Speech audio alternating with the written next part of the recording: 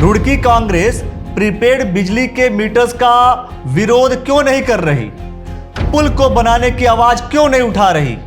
आखिर कांग्रेस नेताओं को क्या डर है? विपक्ष के तौर पर सोए रहोगे तो कौन वोट देगा? सिर्फ टिकट टिकट खेलते हैं क्या रुड़की कांग्रेस नेता? मीडिया क्यों प्रश्न नहीं करता इनसे कि ये चुप क्यों हैं?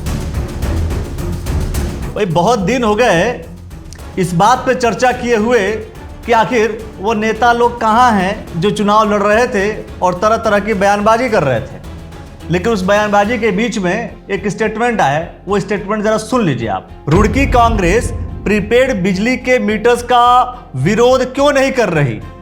पुल को बनाने की आवाज क्यों नहीं उठा रही? आखिर कांग्रेस नेताओं को क्या डर है? विपक्ष के तौर पर सोए रहोगे तो कौन वोट देगा? सिर्फ टिकट टिकट खेलते हैं क्या रुड़की कांग्रेस नेता?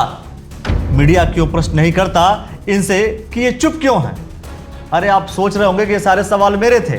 नहीं, ये सारे सवाल कांग्रेस पार्टी के नेता नहीं पूछे थे, क्योंकि कई बार ये सवाल पूछने के बाद कांग्रेस के लोग ये भी कह देते हैं कि ये सवाल तो बीजेपी वालों से पूछना चाहिए, आप कांग्रेस वालों से क्यों पूछ रहे हैं? लेकिन उस वक्त क्या करें जब कांग्रेस के ही नेता कांग्रेस के नेताओं से ये सवाल पूछने लगे कि आखिर कब विरोध करेंगे आप लोग? विरोध करने की टाइमिंग क्या होगी? क्या चुनाव जब आएंगे तभी आप विरोध करेंगे कि पुल बनना चाहिए? क्या जब चुनाव नजदीक होंगे तभी आप प्रीपेड मीटर्स का विरोध करेंगे? क्या जब चुनाव आएंगे तभी आप जनता के बीच जाएंगे और खुद को अपोजिशन कहलवाएंगे? अरे भाई, अपोजिशन की भूमिका होती है जब सरकार बन जाती है, संस्था डेवलप हो जाती है, तो आप उसकी जितनी भी कमियां हैं, खामियां हैं, उसके बारे में बात कीजिए, आलोचना कीजिए, समालोचना भी कर सकते हैं। यह व्यक्ति दर व्यक्ति डिपेंड करता है, उस पर निर्भर करता है। लेकिन अब आप सोच रहे होंगे ये कौन से कांग्रेस के नेता हैं? तो साहब ये है तुषार अरोड़ा जी। तुषार अरोड़ा जी लड़े कांग्रेस पार्टी से पार्षद का चुनाव आईआईटी वार्ड से। चुनाव तो फिलहाल हार गए, लेकिन उनका जो दर्द है वो दर्द बिल्कुल साफ तौर पर है कि भाई कांग्रेस के नेताओं, ऐसी स्थिति में मुझे जब वोट नहीं मिला तो भविष्य में किसे वोट मिलेगा?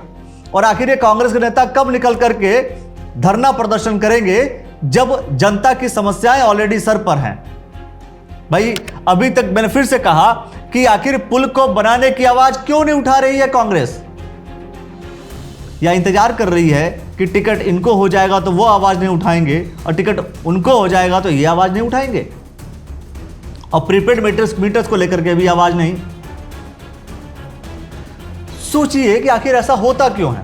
क्या वास्तव में चुनाव में आप उन्हें चुनते हैं जो 100% सही होते हैं, बढ़िया होते हैं, जिन्हें आप दिल से पसंद करते हैं, या चुनाव में आप उन्हें चुनते हैं जो कम खराब होते हैं?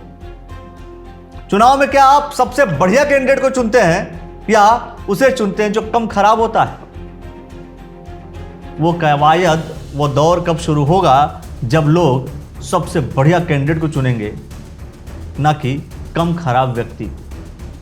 कर छोड़िए, चुनाव की बातों को लेकर के हम बाद में बात करते रहेंगे। लेकिन तुषार अरोड़ा जी ने जो सवाल किए हैं कि कांग्रेस पार्टी कहां है और क्या इस आधार पर अगर कांग्रेस पार्टी विरोध नहीं करेगी सही ढंग से, सही तरीके से, तो क्या 2027 फिर से भाजपा के हाथ में ही जाने वाली है? साहब आपको क्या लगता है वो आप हमें कमेंट सेक्शन में बताइए। और इसके पीछे एक और कारण मैं बताऊं आपको।